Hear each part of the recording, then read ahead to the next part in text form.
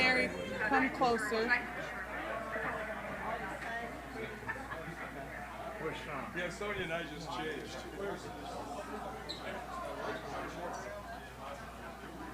Good morning. Good. How are you?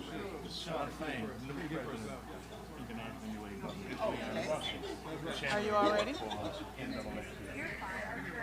And Derek, have you met Sean? No. This is the new president. You can come up here.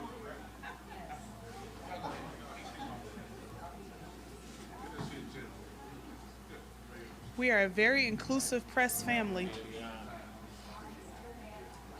Well, good morning, everyone. Morning. My name is Camelia Landrum. I have the pleasure of serving as the Executive Director for the Detroit branch in NAACP. It is a true honor to introduce our President, Reverend Dr. Wendell Anthony, for the purpose of a press conference. Thank you, Camelia Landrum. Let me say good morning to all of you again, and good morning to the Most High God who's held up the rain for us.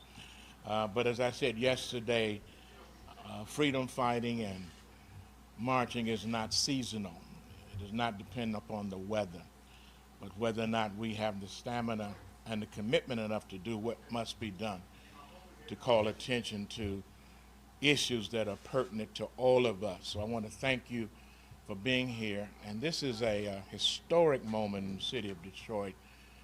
We've had a great 2 days with our Freedom Summits at the Wayne County Community College District, Northwest Campus, dealing with issues, voting rights, civil rights, critical race theory, what it is, what it ain't, criminal justice, police, and community, how we can work together to resolve issues, the history of the civil rights movement and labor, because labor has had a significant role throughout the history of civil rights, and just a myriad of issues.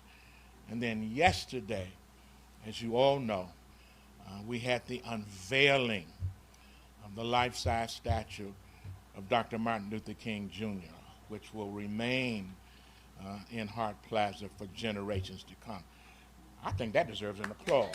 I mean, the fact that we have put that in Hart Plaza, and Mr. Mayor, we are completely enthralled and excited by that, and the fact that for generations to come, people can come to Detroit and see what motivated Dr. King to go on to Washington, D.C.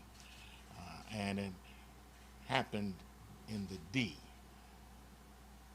In case you didn't know, that stands for Detroit. And so we're very pleased about that. I'm pleased to be joined by the Vice Chair of the National Association for the Advancement of Colored People Board of Directors, Ms. Karen Boykins Townsend. We're glad to have her. Michigan State Conference President, Yvonne White. Our National President, Attorney Derek Johnson. Our Chairman of the Board of Directors, Mr. Leon Russell. And this right here is Brother Wisdom. I should have enough wisdom to know that's wisdom standing there. Behind me is the new international chairman of the president of the UAW, Mr. Sean Fain, who is the senior community chair for all of this, for this march. And we appreciate him for stepping up. I see Ray Curry, who's retired now, and Sean has stepped up. Thank you, Ray, for what you have done to get us here. Cannot overlook that. And I appreciate Sean, who is taking it to another level. We look forward to working with him in an even greater capacity. To Sean's left is, of course, you can't miss him as tall as he is. He's the Lieutenant Governor of the state of Michigan, Garland Gilchrist. To his left is, of course, the mayor of our fine city, Mayor Mike Duggan.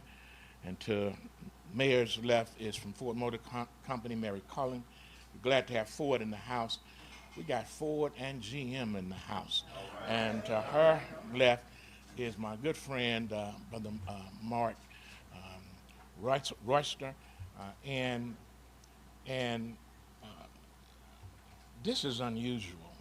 That's why I'm maybe stammering. This is unusual. I can't remember when I ever seen Mark at a march for civil rights. So it says something about Detroit and merit. So thank you, Mark, for being here. Next to him is Attorney Nabia Yard. He is the head of the Arab Civil Rights League. And sitting over here is the First Lady of the city, Mrs. Duggan, and to her is the co-chair of the Fight for Freedom Fund Dinner Charity, Dean. And I'm glad to see my good friend and brother, soon to retire from Wayne State University, Dr. M. Roy Wilson. And thank you, Dr. Wilson, for what you did in terms of parking. You know, freedom ain't free, and a lot of this stuff costs money, but when you got friends and you know somebody that knows somebody that knows somebody, it helps to know somebody so they can make a way for you. And so, Camelia, let me certainly invite now to the podium the chair of this march for 2023, International President of UAW, Mr. Shawn Fain.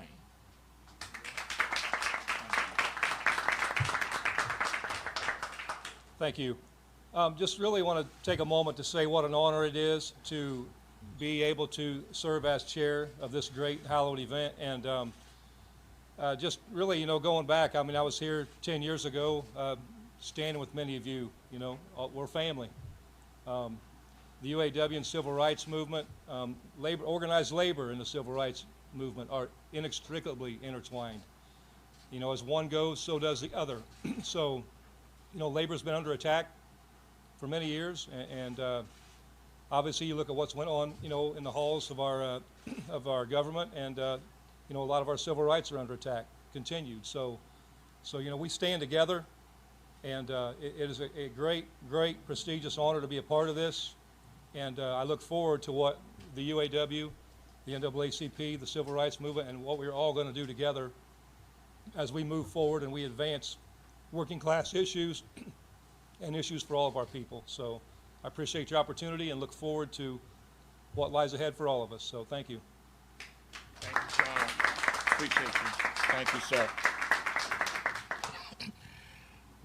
In 1963, it was Jerome Kavanaugh. 93, it was Coleman Young. In 2003, I think it was Dave Bing. And 2023 is Mayor Mike Duggan. Thank you, Mayor. Well, I just want to congratulate Reverend Anthony and the NAACP for what has been already a remarkable weekend of unity. Every community group, educational group, religious group, labor and business all together. This is what makes this city strong, and I'm looking forward to an historic day. Thank you, Reverend.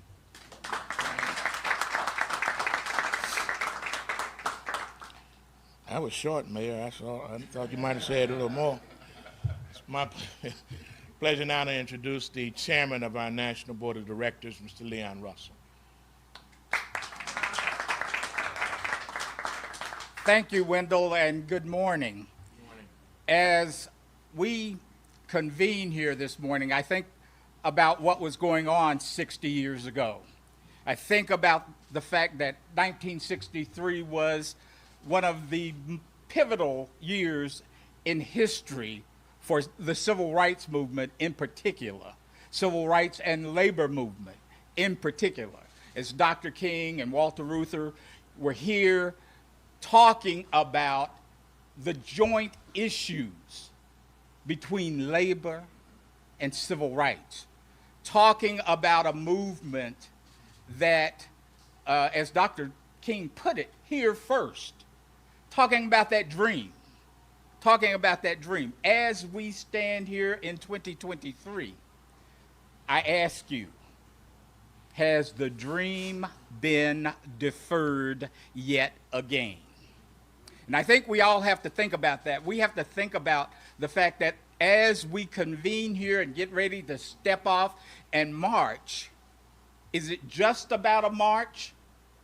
Or is it about the continuation, the realization of that dream? Because we all understand civil rights are under attack. Whether you are a woman, whether you are black, whether you are gay, civil rights is under attack. If you are in labor, your right to organize is under attack. And so as we stand here on this day, talking about commemorating what happened 60 years ago, are you prepared to say to yourself, I am committed to making a difference today? Because as important as that speech was that Dr. King gave here 60 years ago, what's more important is what he wrote as he sat in the Birmingham jail. Yeah. What he said. Are we going to sit silently? Are we going to say nothing in the face of this attack on civil rights, labor rights, on people in general? Or will we take a stand? I hope that as you step out into the street this morning, you are making a commitment, not just to march with the Detroit branch, but a commitment to organize our communities, to have them to understand that 60 years ago, folks fought for the right to vote. It's time for us to teach people the importance of the vote and the absolute necessity that they understand and use the power of the vote. And so I'm pleased to be here with the Detroit branch this weekend. I look forward to seeing us use this as the launching point for our work in 2023 and 2024 to make sure that we preserve and move democracy forward, that we protect civil and human rights, labor rights, that we work to lift people rather than continue the spiral of hate and bigotry that emanates from certain parts of our community. So with that, I am pleased to be here. Thank you. Thank you, Leon. Thank you, Leon. Before I ask the Governor to bring some remarks, I'm going to ask Mary Cullen to come from Ford and have some remarks. And I'm going to ask Mark Royce to come and say hello or whatever you want to say since he's here, Mark. Thank you, Reverend Anthony. On behalf of Ford Motor Company, I'm just really honored to be here today. As everyone has said, this is a milestone day. When I think about Ford's history, we look to the NAACP as the real organization that we want to partner with to think about equity and justice. More importantly, as the president of the philanthropic arm, we really are in communities trying to help those most in need, fighting for equity, fighting for justice. And so today what inspires us is Dr. Martin Luther King Jr.'s words that we should work together, that we should collaborate. And so today I'm going to be joined by our nonprofit partners and Ford employees to walk to Hart Plaza together. And I hope his words continue to inspire us to work together to really fight for freedom, justice, and equality for all. Thank you so much. Thank you, Mary.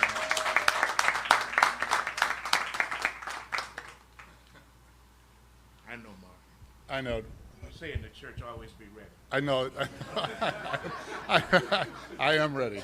I am ready. So this is, we are very humbled to be here today.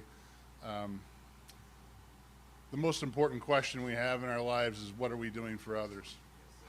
And that, you know where that comes from, the man we're honoring today. And 60 years later, we're in these streets of Detroit where General Motors has its headquarters, and we are doing a lot to create jobs here with the mayor and labor and everybody else. So once again, this is going to be the highest tech opportunity of jobs and making a living, I believe, once again, right here in the city of Detroit. So I'm honored to be here today. My good friend, Dr. Reverend Wendell Anthony, asked me to do that on a text. And I said, for sure. And so for sure. And so it's an honor to be here today. It really is. It's the warmth, the unity, the inclusion, all of that is what our company is all about. And I couldn't be more proud to represent our company in this environment for what really matters. Thank you. Thank you, sir. Good morning, everybody. Very briefly, the state of Michigan is proud that we continue to, through our heart and soul, the city of Detroit, to be an anchor in the movement for justice, equity, for civil rights, and for human rights. On behalf of Governor Gretchen Whitmer and the entire state of Michigan, we welcome all of those who are visiting and traveling here for this historic day. This is a generational moment, and it's personal for me. My father marched 60 years ago as a 6-year-old in this march.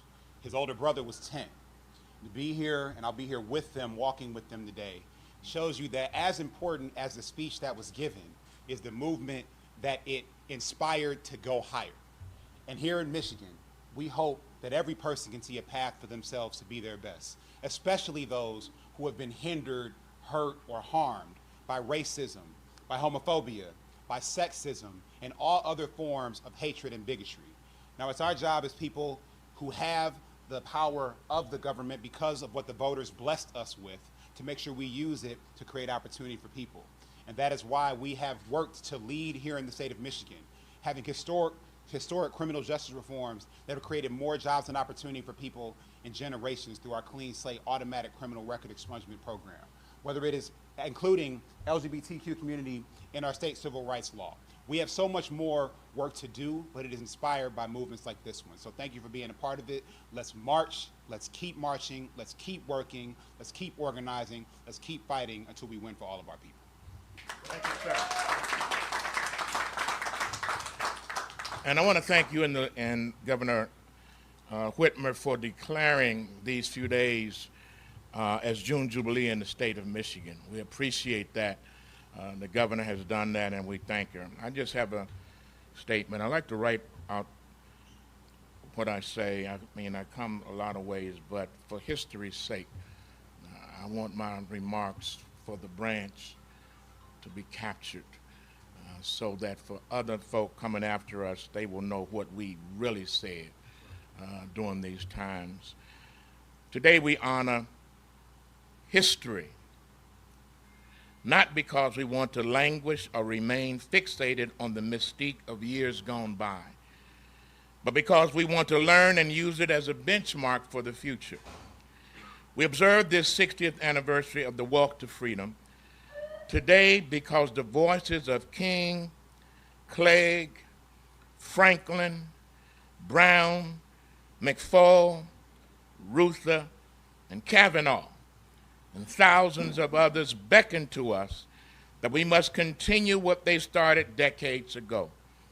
Dr. King's voice proclaims to us once again when he said that history will have to record that the greatest tragedy of this period of social transition was not the strident clamor of the bad people, but the appalling silence of the good people. While others choose to remain silent on the question of voting rights, we will not. While others choose to remain silent on the question of an end to poverty and equity of opportunity found in the balancing of the scales for economic security, we will not.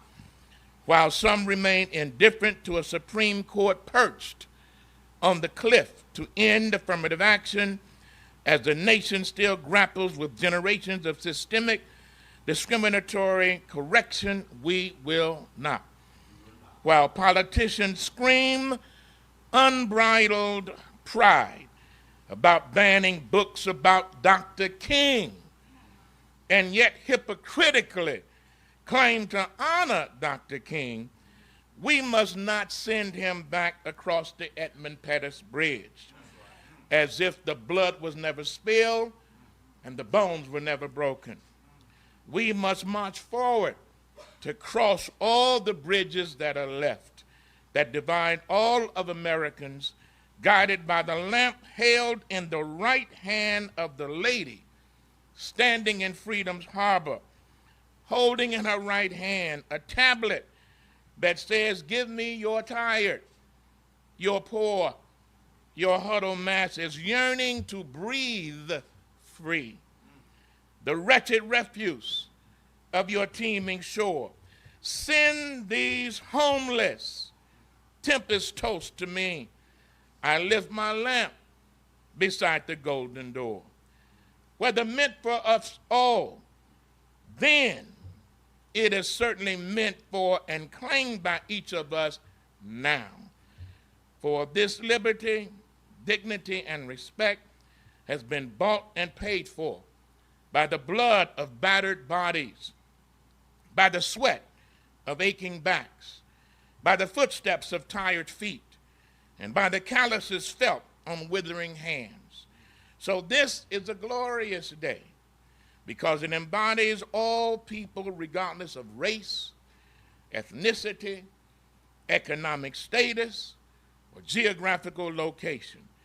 We are all living examples that Dr. Martin Luther King Jr., the dream for the statue placed in Hart Plaza on yesterday, as we are remembering and living that, it will serve as a permanent reminder of the social situations that we must work to change and the systemic policies that we must work to implement on today. This is our task, and this is our duty. Let freedom ring. And so we thank you for being here. Let me ask if anyone from the media has any questions that they'd like to pose to any of us. When the media don't have no questions, that means, is there one? Where's the question? What is the question?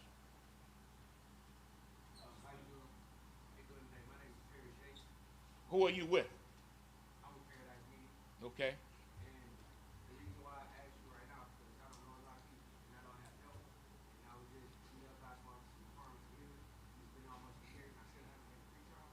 Okay, Doc. Okay, Doc. I got you.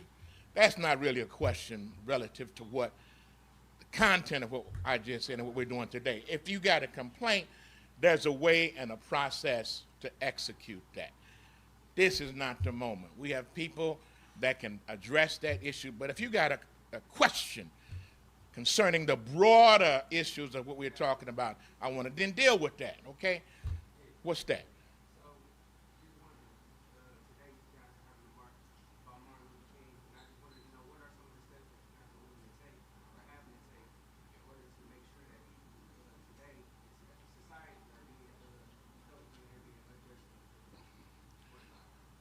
Well, I think a number of them. NAACP in the Detroit branch takes thousands of complaints a year, mainly by folk who are not members.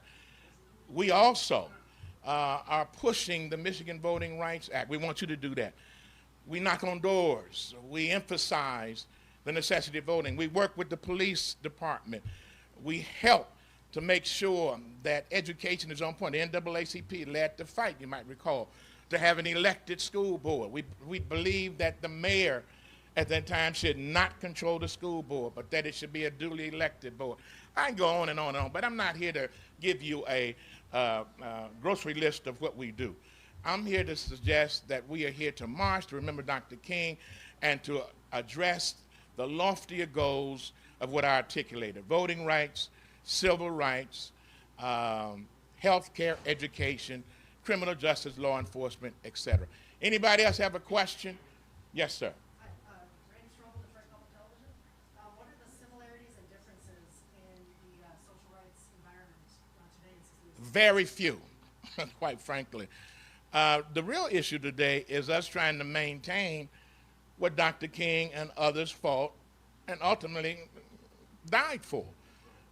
the right to vote. There are over 400 voter suppression bills across this country in state legislatures around the nation. We see people banning books. People want to ban the book that talks about Dr. King.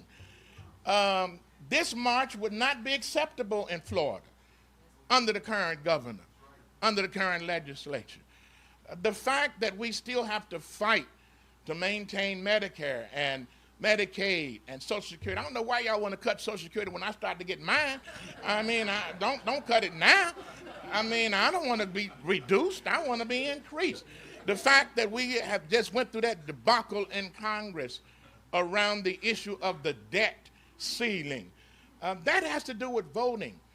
Some of the rascals have got to be thrown out. And we need to bring people in who understand the sensitivities of the people. Women's rights. The Supreme Court is perched to erase affirmative action. And companies will use that as a pretext. Say, we don't have to do nothing no more. We don't have to deal with diversity, equity, and inclusion. Why? Because the Supreme Court just ruled against it. But where there's a will, there's a way. Companies with leaders that really understand will find a way to be inclusive.